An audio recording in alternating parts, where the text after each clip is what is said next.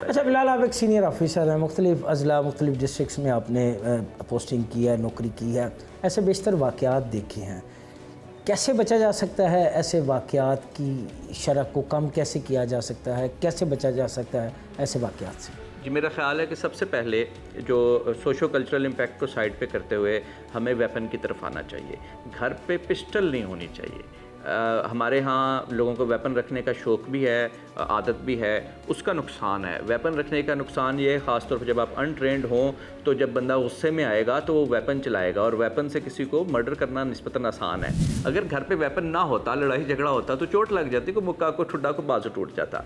पहली बात यह है कि घर पे मेरे ख़्याल में सिवाय कि आप लॉ इन्फोर्समेंट का हिस्सा हैं और आप ट्रेंड हैं और आपको अपनी जॉब के लिए चाहिए, वेपन नहीं होना चाहिए। दूसरी बात यह है कि फ़ैमिली को अपना फ़र्ज़ अदा करना चाहिए कि अगर मियाँ बीवी का कोई इशू है, कोई जायदाद का तनाज़ा है, कोई किसी किस्म का तनाज़ा है, तो उसमें ओवरऑल जनरल फैमिली डाल के, घर के बड़े डाल के, उस गांव के, उस इलाके के बड़े डाल के, उसमें इफ़ाम व तफ़हीम से मसला हल करा दें। अगर इफ़ाम व तफ़हीम से मसला हल नहीं कराएंगे तो अनफॉर्चुनेटली फिर बात जो है वो इसी तरीके के वायलेंस की तरफ जाती है। वो वायलेंस एक थप्पड़ भी हो सकता है और वो वायलेंस अल्टीमेटली एक या मल्टीपल मर्डर भी हो सकता है, जैसा इस केस में हुआ। आपने बात की वेपन की।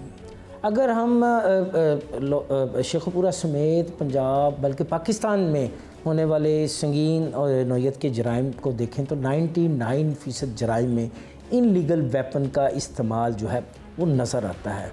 सर बताइएगा, ये इनलीगल वेपन कहाँ से आता है? रोज़ाना सैकड़ों नहीं बल्कि हज़ारों मुकदमात दर्ज होते हैं, हज़ारों की तादाद में आप वेपन पकड़ते भी हैं, लेकिन इसके बावजूद शहर की हर सड़क, गली, मोहल्ले, बाज़ार में ये इनलीगल वेपन की ख़रीदो फ़रोख्त क्या समझते हैं, किस तरह, कहाँ से आता है और कैसे काबू पाया जा सकता है? जी, इसके भी वंस अगेन दो पहलू हैं। एक पहलू ये है कि एक कल्चरल नॉर्म है कि घर पे वेपन रखना है और अरसा दराज से है, तो लोगों को वेपन रखने की आदत या शौक़ या शायद उनकी कोई ना कोई ऐसी नीड है कि वो रखना चाहते हैं।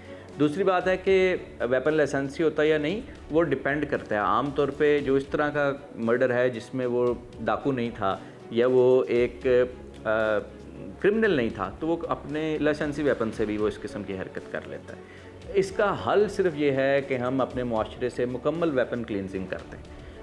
अब वेपन क्लींजिंग इस माशरे में अगर आप शुरू करेंगे तो शायद आपको 20 साल लग जाएंगे, इसलिए कि पहले आप पॉलिसी बनाएंगे। पॉलिसी बनाने के बाद जो आपने बात की कहाँ से आ रहा है, हम सबको पता है कि उस वेपन बनने की स्पेसिफिक जगह हैं, केपी में जहाँ पे बनते हैं, इसी तरीके से पंजाब में कुछ एरिया है जहाँ पे लोग वेपन असेंबल करते हैं और वो बहुत सस्ता है। 5000 की आपको पिस्टल अगर मिल जाती है, चंद सौ की आपको गोलियाँ मिल जाती हैं, तो इट इज़ वेरी ईजी कि आप वो प्रोक्योर कर लें। पुलिस पकड़ती है, पकड़ के ज़ाया करती है, उस पुलिस की उसकी तफ्तीश की कॉस्ट उससे ज़्यादा जितने का वो वेपन है, तो वो बंदा जो दोबारा जाएगा और उसको अगर लगता है कि मुझे वेपन चाहिए तो वो प्रोक्योर कर लेगा। अल्टीमेटली वो बंदा लाइसेंस की तरफ मूव कर जाता है।